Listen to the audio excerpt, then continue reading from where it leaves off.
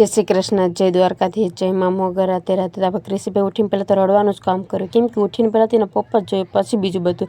પછી તો જ આપણે જવાનું હતું બેને આંગણવાડી મૂકવા, એટલે તો જ આપણે જવા માટે નીકળી ગયા. અને હેરીમાં તો એમ થાય કે કેમ બે હાવજે ભૂલા પડે, એવી રીતના બે નીકળે જો તો ખરા. પછી ઘરે પૂગીને જોયું છે તો આપણે ક્રિપલ લીધે જો દૂધપાક બનાવતા હતા, કેમ કે આપણે નણંદ આવવાના હતા, એટલે એના માટે આપણે રસોઈ બનાવવાની તૈયારી ચાલુ કરી. પછી તો જ આપણે પૂરી બનાવતા ગયા, અને હું બનાવતી ગઈ અને પૂનમબેન તરતા ગયા છે. અને સાઈડમાં બીજું આપણે ચૂલો ચાલુ કરી દીધો, કેમ કે એમાં આપણે કોઈ શાક સડતું જાય એટલે બે એકારે થઈ જાય.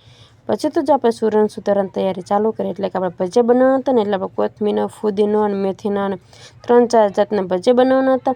પછી તો જ આપણે એનું ખીરું પણ બનાવવાનું ચાલુ કરી દીધું. પછી તો જ પહેલાં આપણે બટેકાની ચિપ્સવાળા કર્યા, કેમ કે છોકરા પહેલાં ભૂખ્યા થયા હોય ને. પછી હું બનાવતી ગઈ અને બધા જ સાથે જમવા બેસી ગયા છે. જમીને પછી આ બે દબંગ ચાલુ કર્યું હતું.